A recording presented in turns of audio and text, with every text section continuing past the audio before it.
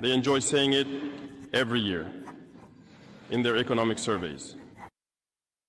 Burkina Faso is the poorest country, Mali is the poorest country, Niger is the poorest country. We are ranked among the last.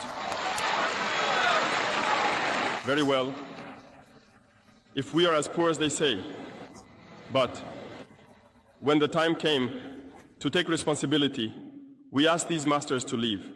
Why don't they want to leave?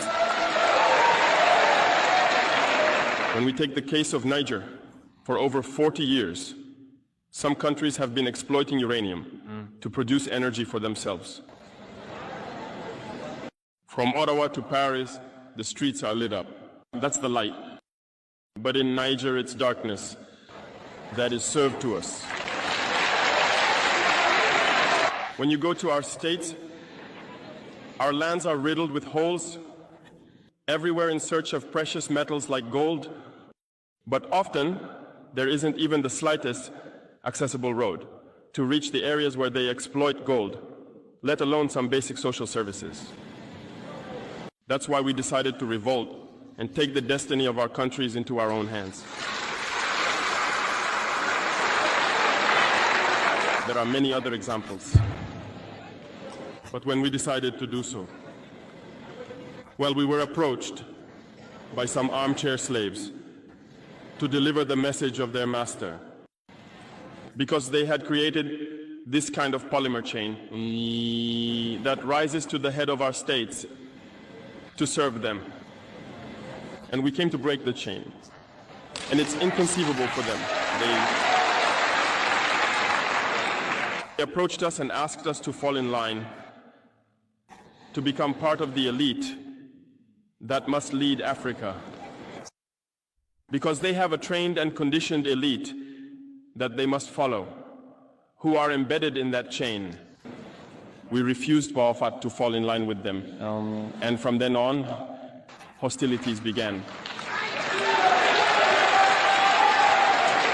They have infiltrated our areas with several mercenaries, trainers. Agents have descended into the Sahel, hoping to carry out barbaric, cowardly attacks against our populations, hoping to incite them to revolt. In addition to these on-the-ground attacks, communication attacks, manipulation, and disinformation are rampant in their ranks.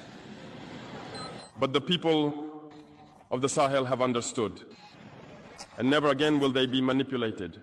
They know where they come from, they know what they are doing, and they know where they are going.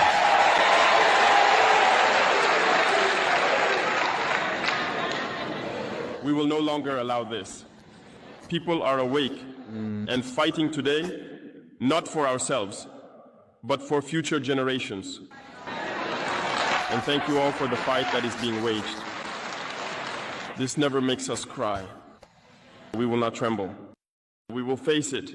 We will fight for true independence, for our freedom. Because to scare the people of AS, these individuals only have 3 terms in their mouths: democracy, freedom, human rights. Of course, their local lackeys are only elected in a democratic, free and transparent process, according to them, their values. What could be more normal? That they want to impose this on us, because they are the ones who set the rules. Very well, we have decided to take responsibility for ourselves. That's why on July 26, 2023, when Niger decided to turn the page, the armchair slaves and their masters got on their high horses. They put their local lackeys forward and decided to wage a war against the Nigerian people. So we said, anyone who dares to attack Niger will face us, because we will wage a relentless war to the last drop of blood against anyone who dares to attack our states. This statement, this decision we made yesterday is relevant today, and will be relevant tomorrow and forever.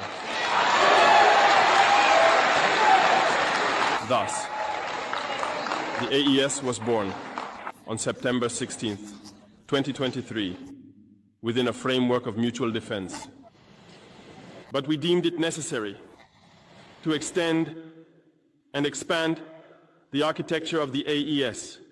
What brings us together today should allow us to venture into other areas beyond defense, notably finance and economy, infrastructure, health, education, and so on. I hope that these moments will be a story we write for the AES, but especially for Africa and the entire world. May God enlighten each and every one of us. May God inspire us in these tasks entrusted to us.